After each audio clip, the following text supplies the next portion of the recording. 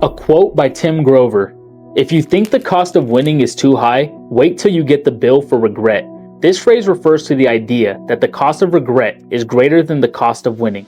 So imagine when you die, you meet face to face with the Creator. The Creator begins by telling you your name, followed by who you are and what you've accomplished. The Creator goes, "Michael Rosas, you were a 7-figure day trader who taught business and finance. You went on to have a loving wife with 3 children. Your friends appreciated you, family loved you, and people respected you." Now imagine if none of this was true. I would say, "But that's not me. I think you got the wrong guy. I didn't do any of that. I worked part-time at an entry-level job my whole life, never got married. I had 2 children, but they don't look up to me.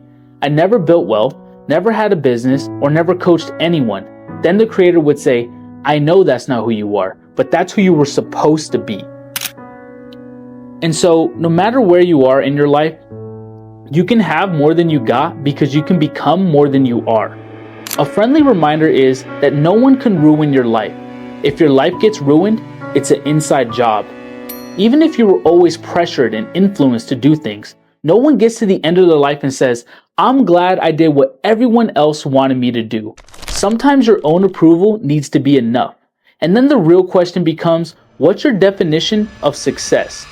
For me, success isn't about money, fame, or women, etc. It's about improving every day and trying to become the best version of myself, even if it is only 0.01% a day. All I chase after is these goals. So what does any of this have to do with failing a business? Well, let me explain. I started my journey in 2020 when I discovered trading cryptocurrencies. I had become so addicted and so obsessed on the idea that I could make money from anywhere at any time simply by pressing buttons. I wasn't very good at it, but I slowly improved. Fast forward a couple years to 2022, and I started teaching people how to day trade for $100. I started getting clients little by little. This was just some little side hustle, and I didn't think much of it. I started slowly increasing my prices until I started charging $1,000 per client. I had 55 clients in 2023, but in 2024, it started to slow down. I was averaging 1 client a month, and instead of trying to figure out what I was doing wrong or how I could improve, I jumped into another business within my industry. I made a website, bought some servers, made some flyers, and ran some ads. Well, 3 months after launch and $50,000 later, I had made nothing and lost everything I had invested into this business. When I shut down my business, I felt broken inside. I felt like a failure, and I felt like I was killing my dreams. After some time had passed, I finally understood why the business had failed.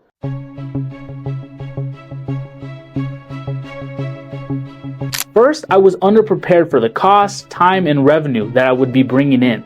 For every $1,000 I spent, I got back $300.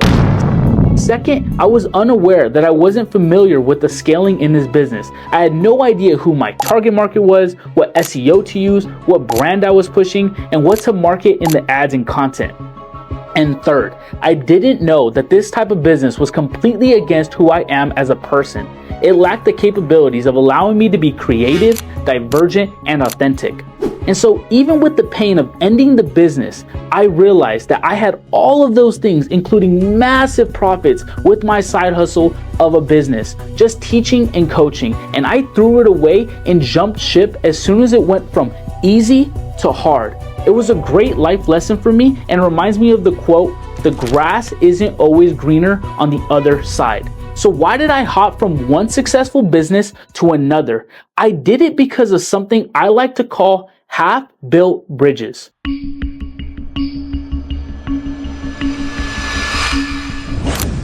Half-built bridges is like when you start something and just never finish it.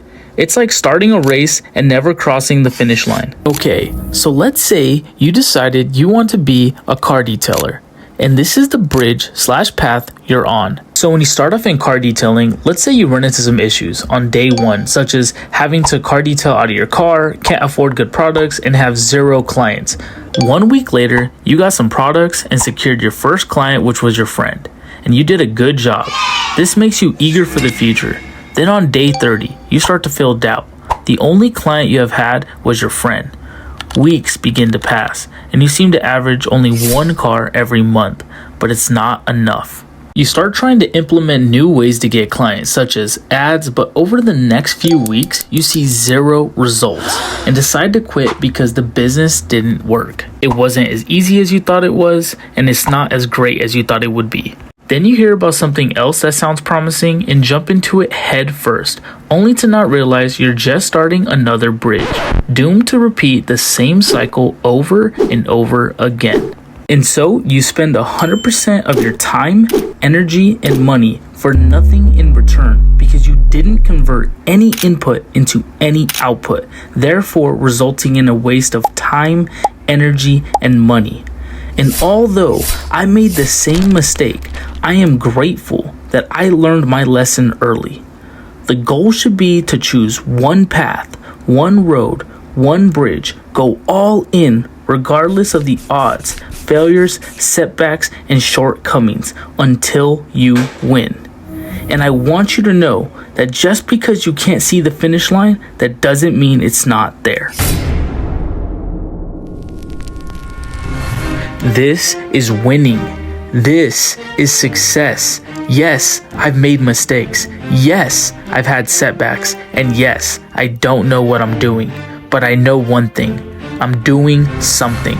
And I am so excited for this new year. And I'm genuinely worried for my haters. Because if you hated me before, wait till you see what I have in store for you next.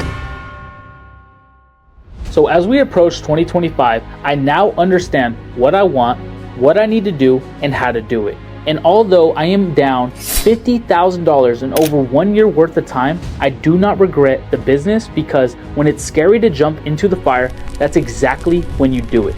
Because pain builds character, repetition builds skill, and knowledge builds value. Something I would have never obtained if I never tried. Because I would rather lead my life than let my life lead me.